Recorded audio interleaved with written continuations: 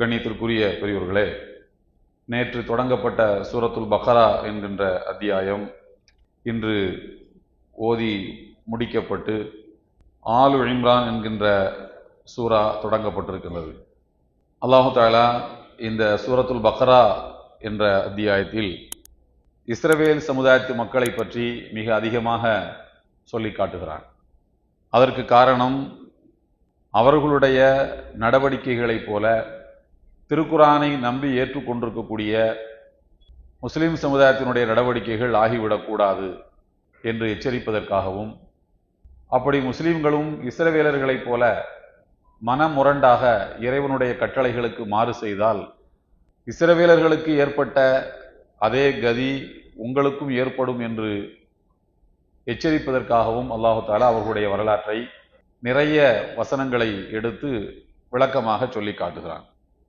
அப்படி அல்லாஹ் சொல்லி காட்டக்கூடிய நிகழ்வுகளில் ஒன்று, இஸ்ரவேல் சமுதாயத்து மக்கள் இறை தூதர் மூசா நபி அலைஹிஸ்ஸலாம் அவர்களுடைய காலத்துக்கு பிறகு மூசா நபி விட்டு சென்ற அவர்கள் பயன்படுத்திய பொருட்கள், தௌராத் என்கின்ற வேதம் அவர்களுக்கு பலகையில் அருளப்பட்டது. நம்முடைய திருக்குரான் என்கிற வேதம் ரசூலுல்லாஹி ஸல்லல்லாஹு அலைஹி வஸல்லம் அவர்களுக்கு ஒலி வடிவமாக, ஓசை வடிவத்தில் அருளப்பட்டது. அது ஒரு ஒளியாக ரசூலுல்லாஹி ஸல்லல்லாஹு அலைஹி வஸல்லம் உடைய இதயத்தில் இறக்கப்பட்டது.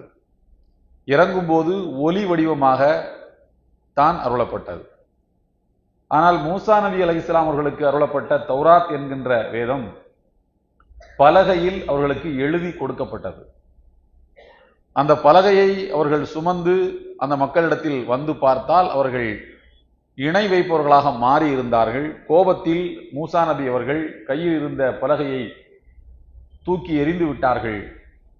உங்களுக்காக நான் சிரமப்பட்டு 40 நாட்கள் நோன்பிருந்து நான் இப்படி ஒரு வேதத்தை பெற்று வந்தால் அதற்குள்ளாக நீங்கள் இப்படி இணை வைக்கக்கூடியவர்களாக மாறிவிட்டீர்களே என்கின்ற கோபத்தில், வருத்தம் கலந்த கோபத்தில் வால்கல் அல்வாஹ், அந்த பலகையை தூக்கி எறிந்து விட்டார்கள் என்று அல்லாஹ் கூறுகின்றான். அது எந்த பலகை? தௌராத் வேதம் அவர்களுக்கு கொடுக்கப்பட்ட பலகை. மூசா நபி அலைஹிஸ்ஸலாம் அவர்கள் கையிலே ஒரு கைத்தடி வைத்திருந்தார்கள். அதை அஸா என்று அல்லாஹ் அருள்மறையாம் திருக்குரானில் சொல்லி காட்டுகிறான். அந்த கைத்தடியை வைத்துக்கொண்டு அவர்கள் பல அற்புதங்களை அல்லாஹுவின் பேராற்றல் கொண்டு நிகழ்த்தி காட்டினார்கள். அந்த கைத்தடியை பாலைவனத்தில் இருக்கக்கூடிய ஒரு பாறையில் அடித்தால் அதிலிருந்து நீரூற்றுக்கள் பிரவாகம் எடுத்து வந்தன. அந்த கைத்தடியை வைத்து செங்கடலில் அடித்தார்கள். அதிலிருந்து பாதைகள் புறப்பட்டது, பாதைகள் கிடைத்தன. அந்த பாதை வழியாகத்தான் அவர்கள் பாலஸ்தீனத்துக்கு புறப்பட்டு போனார்கள். அந்த கைத்தடியை தூக்கி தரையில எறிந்தால் அது பாம்பாக மாறியது. அந்த பாம்பை எதிர்கொள்ள முடியாமல் சூனியக்காரர்களின் பாம்புகள் நிலை தடுமாறி நின்றன. மூசா நபியின் அந்த கைத்தடி பாம்பாக மாறி அவர்கள் உருவாக்கிய பாம்புகளை எல்லாம் விழுங்கி விட்டன. சூனியக்காரர்கள் உருவாக்கிய பாம்புகளை விழுங்கி விட்டன என்று அல்லாஹு தஆலா அருள்மறையாம் திருக்குரானில் சொல்லி காட்டுகிறான். அப்படிப்பட்ட அந்த மூசா நபியினுடைய கைத்தடி. மூன்றாவது, மூசா நபியினுடைய காலடி செருப்பு. அதற்கு ஒரு மகிமை உண்டு. அது என்ன மகிமை என்றால், அல்லாஹு தஆலா தன்னை சந்திக்க வருகின்ற போது சொல்லி காட்டினான், இன்னக பில் வாதில் முகத்தஸி துவா, நீங்கள் ஒரு பரிசுத்தமான பள்ளத்தாக்கில் இருக்கின்றீர்கள், எனவே அந்த செருப்பை அங்கேயே கழற்றி விட்டு நீங்கள் வாருங்கள், வெறுங்காலோடு வாருங்கள் என்று. ஃபஹ்லஅன் அலைக், உடைய 2 காலணிகளையும் கழற்றி விடுங்கள், நீங்கள் ஒரு பரிசுத்தமான பள்ளத்தாக்கில் இருக்கின்றீர்கள், வெறுங்காலோடு என்னை சந்திக்க வாருங்கள் என்று அல்லாஹ் கூறியிருந்தார். எனவே அது பரிசுத்தமான பள்ளத்தாக்குக்கு வெளியே விடப்பட்டது. அதோடு திருக்குரானில் மூசா நபியினுடைய அந்த காலணிகளை பற்றியும் அல்லாஹ் சொல்லி காட்டுகிறான். மூசா நபி பயன்படுத்திய காலணி, அவர்கள் அணிந்திருந்த ஜுப்பா, அந்த ஜுப்பாவுக்குள் அவர்கள் இப்படி கையை உள்ளே விட்டு வெளியிலே எடுத்தால் அந்த கை ஒளி மிக்கதாக மாறும். இந்த ஜுப்பாவுக்குள்ள கையை அப்படி விட்டு வெளியில எடுத்தார்கள் என்றால் அது ஒளி மிக்கதாக மாறும் அந்த கை. எனவே இந்த ஜுப்பாவும் ஒரு வரலாற்று சின்னமாக பாதுகாக்கப்பட்டது.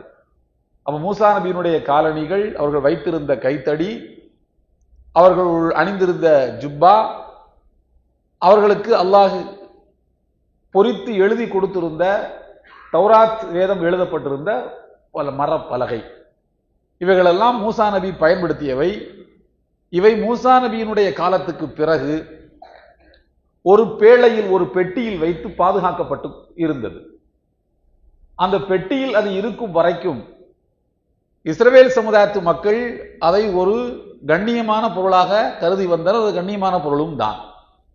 அது அவர்களிடத்தில் இருக்கும் வரைக்கும் இஸ்ரவேல் சமுதாயத்து மக்களுக்கு அல்லாஹு தாலா வெற்றியை கொடுத்து கொண்டே இருந்தான். எத்தனை போர்களில் அவர்கள் பங்கேற்றாலும், எவ்வளவு கடினமான வலிமை வாய்ந்த எதிரியை அவர்கள் எதிர்கொண்டாலும் இஸ்ரவேல் சமுதாயத்து மக்களுக்கு தான் அல்லாஹ் வெற்றியை கொடுத்து கொண்டிருந்தான்.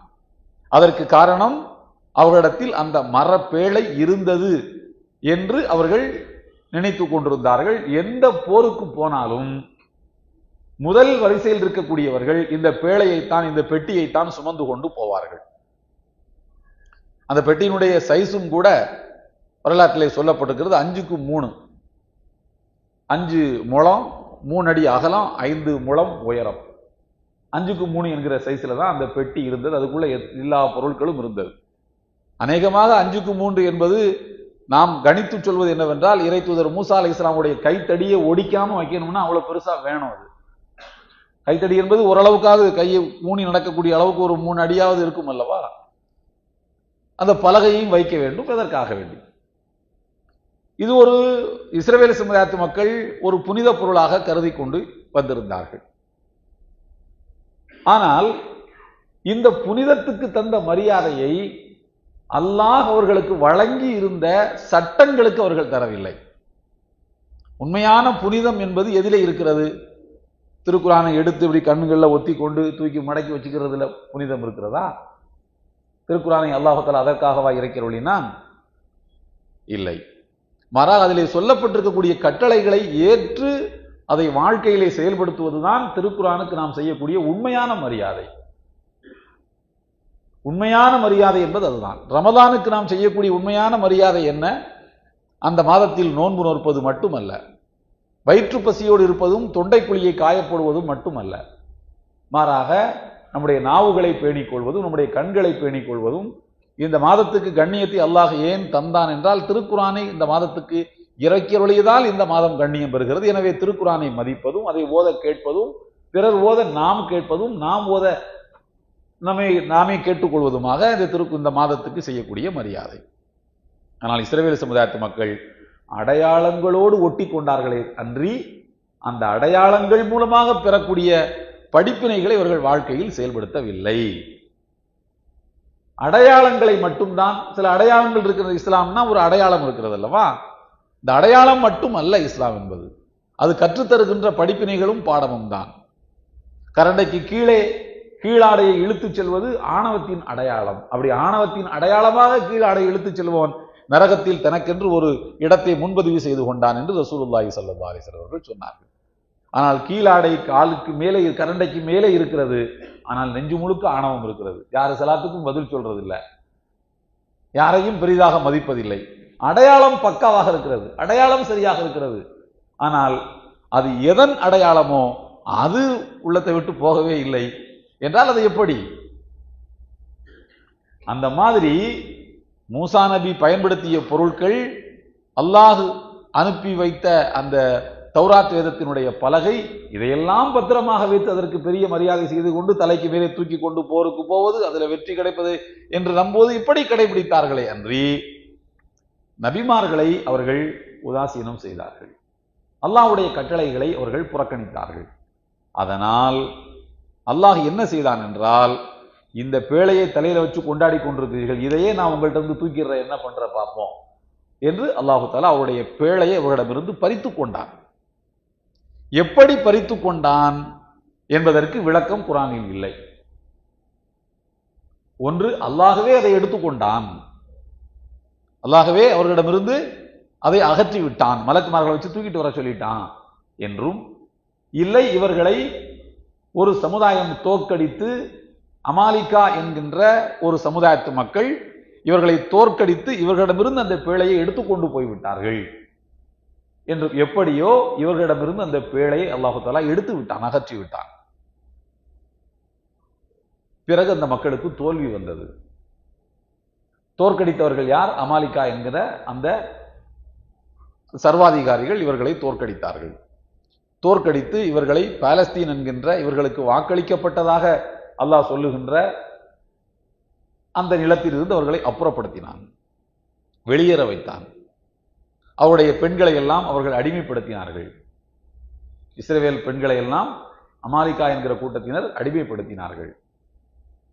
அவருடைய ஆண் மக்களை எல்லாம் கொலை செய்தார்கள்.